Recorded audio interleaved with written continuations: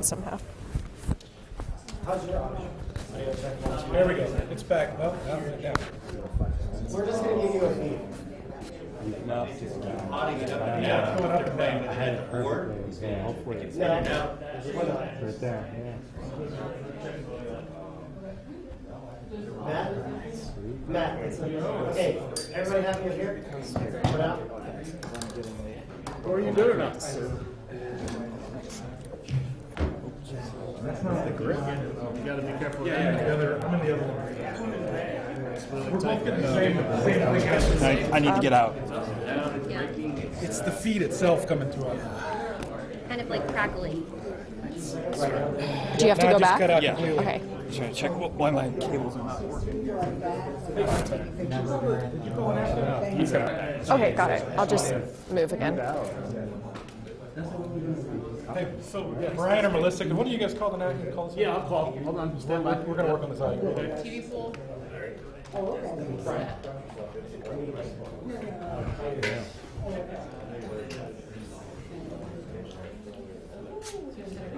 have another feed coming to me.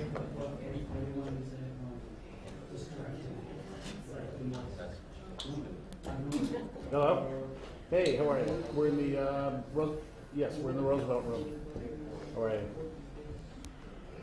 you? And you hear us both channels on each? Yeah. You hear us? All right, good. Well, then I guess we're okay.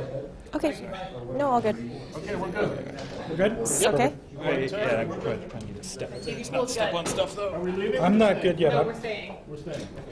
I'm not good on audio yet. Is this happening really soon? I can't say I'm good. I can't either. I cannot say I'm good. So he's saying.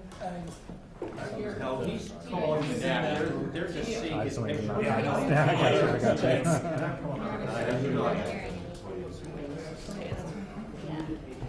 You guys running a line here? Not mine, you want to? I don't have a line. What do you? Right. I'm in this mold. Should I move mold? Yeah, but it's, again, it keeps. No, direct line. I don't have a direct line. Luis, Demetrius, follow through on the direct line so we can get it. Is this my direct line? Yeah.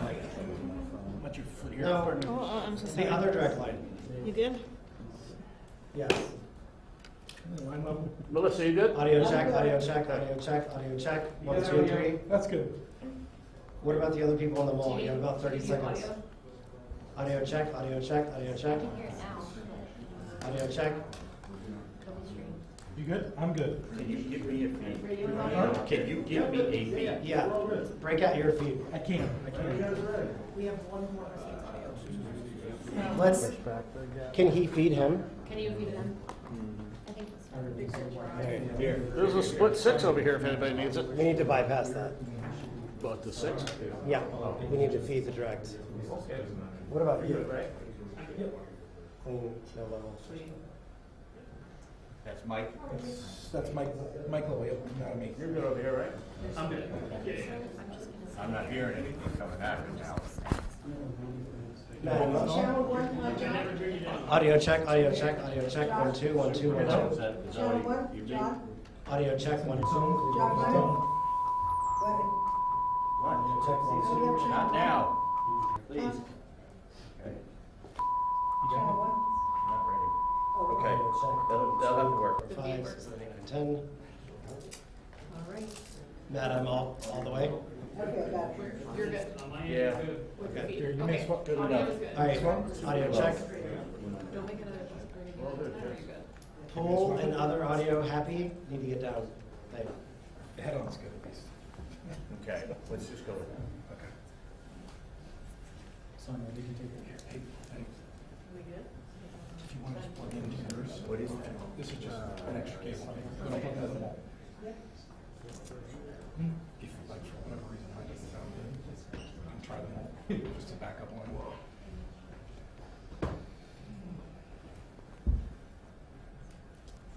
Everyone's phone off.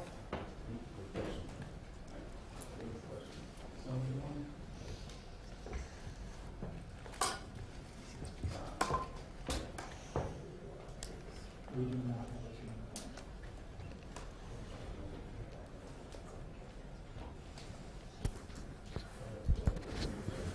2 minutes. 2 minutes. 2 minutes. Take a shot. Again, it's a 2-minute warning.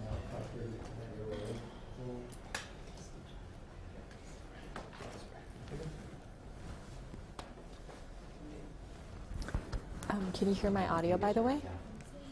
Can you hear my audio? Yeah. Okay, great. Is it on? Well, let me see. Is it on? Make sure it's going straight to the camera. Yep, you're good. Okay, great.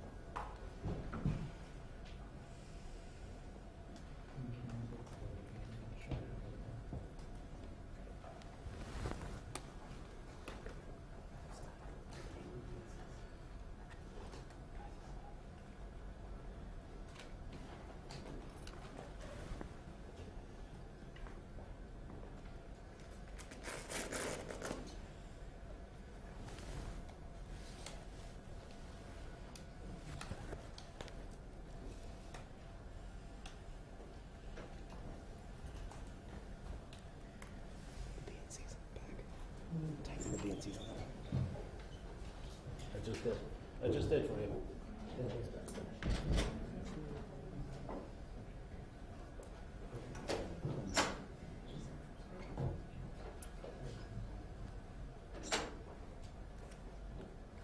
Good evening. Within a few hours, Hurricane Milton is expected to make landfall on the west coast of Florida, the western coast of Florida. Already we're seeing impacts from the storm, including significant winds and heavy rain. And there's also been frequent and widespread tornado warnings throughout the day. And they're continuing and expected to expand as Milton moves over land, including a few that have already touched down in South Florida. Currently, Milton is a Category 3 with wind speeds up to 120 miles per hour. But no one should be confused. It's still expected to be one of the most and worst destructive hurricanes to hit Florida in over a century. You know, both the heads of the National Hurricane Center and the National Weather Service made it very clear in conversations I've had with them earlier today. Milton still carries incredible destructiveness, can wipe out communities, can cause loss of life. Storm surge is still expected to be up to 13 feet.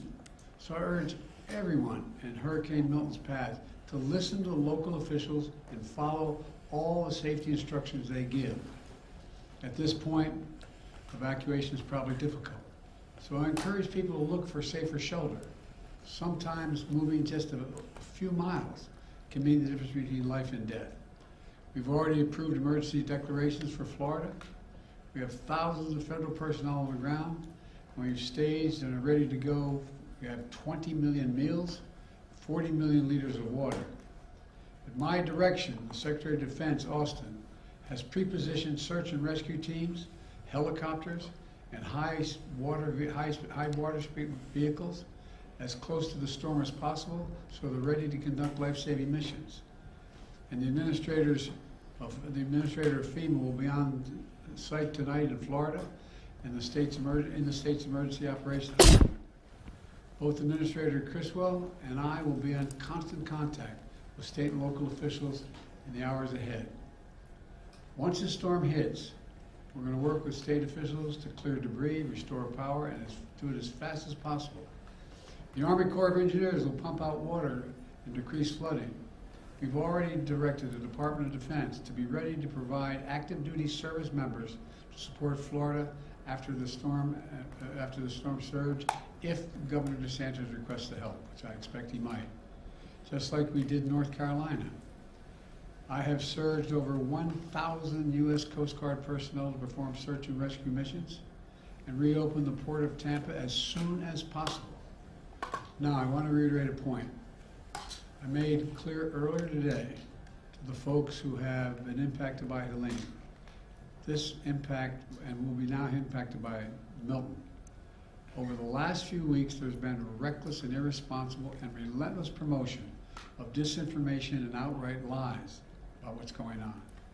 It's undermining confidence in the people in Florida. and incredible rescue and recovery work that has been undertaken. Literally, there are thousands of fellow Americans who are putting their lives at stake and putting on the line to do the dangerous work that needs to be done now.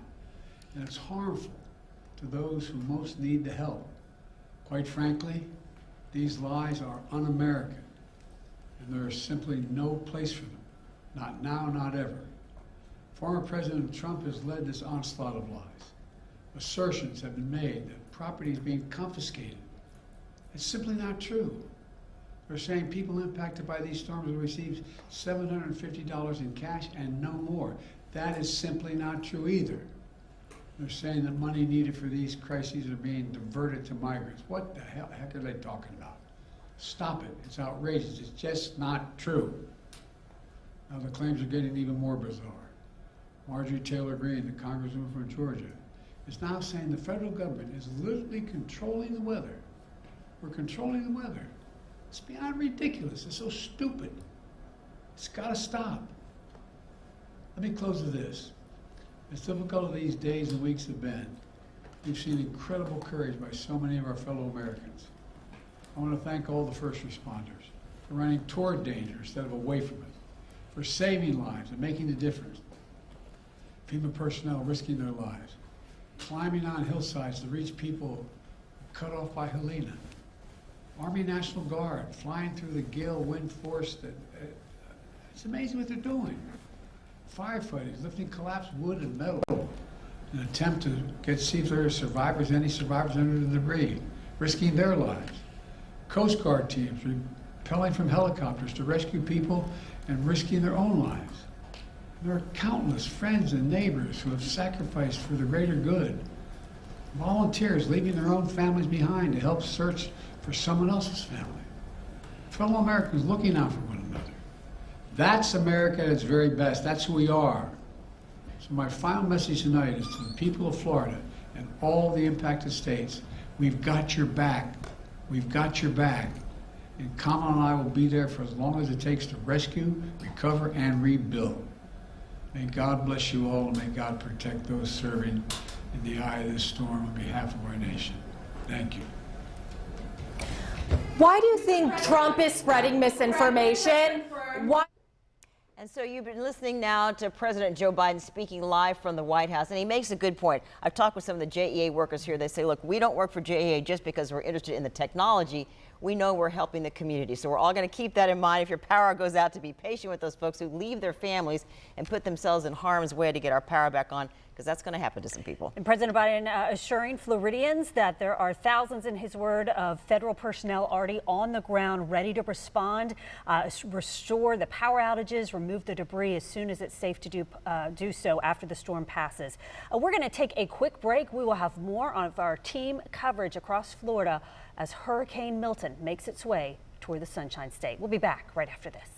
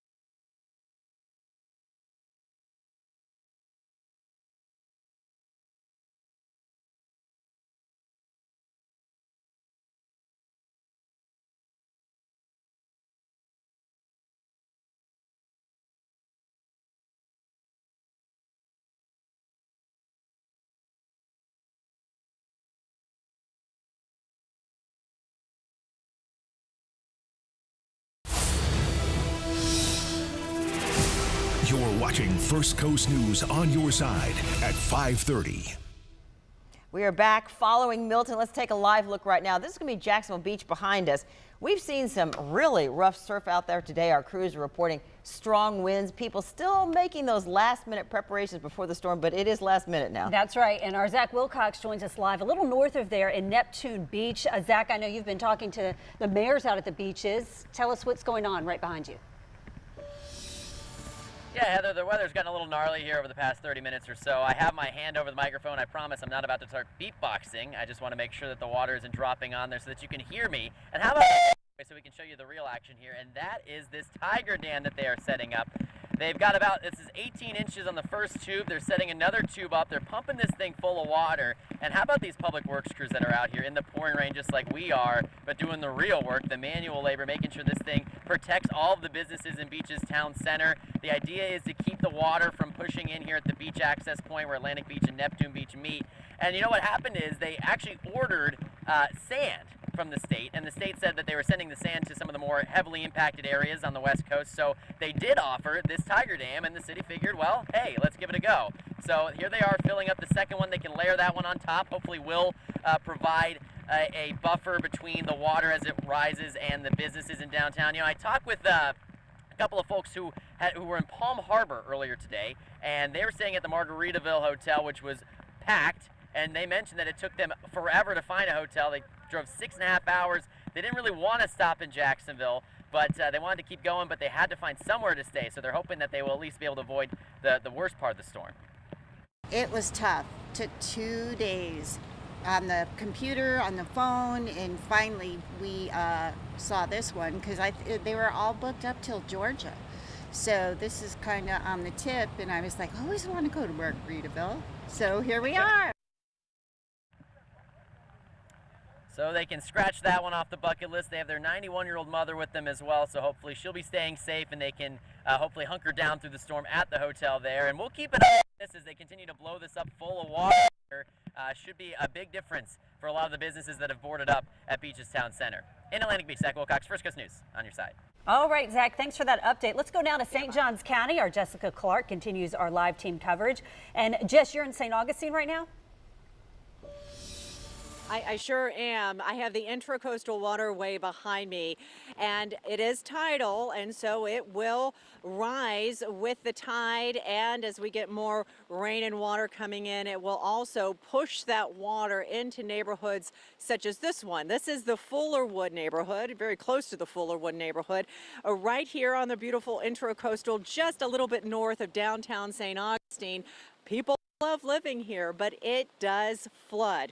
In fact, this area has gotten waist-high water with other storms before. But I want to show you a couple things that the woman who lives here, Kathy, she has learned over the years and with the different storms about what to do. She has beehives over there. She loves her beehives. But she's also learned with storms like this, you have to elevate them and you also have to secure them because the water will come. She's also moved all of her front porch furniture back and even into portions of her house to get it out of any wind that could blow it around. She's also moved her car because remember, if the water will get this high in this yard, it will flood a vehicle. And these are all things that people have learned to do just in the last 8 years since first Hurricane Matthew really flooded areas that had not seen flooded conditions in more than a decade. And so here we are carrying out these lessons, these tricks, so that places like this are still livable. We're live in St. Augustine. Jessica Clark, First Coast News, on your side. Thanks, Jessica. I do remember that during Matthew, people thought, well, my car's dried out and I got the water out. But then it was declared totaled because the water absolutely destroyed the car even after it was dry. So glad to see people are learning things. And we're expecting some of the worst impacts on the First Coast to be in Putnam County. We've been there on your side all week showing you how people are trying to prepare and cope with all this. Jordan Wilkerson joins us live now from Palaca about the current conditions and what she's seeing out there. Oh man, your umbrella is a mess. Yes, Jeannie, you know, we were out here at the 4 o'clock talking about how windy it was becoming, and it was also very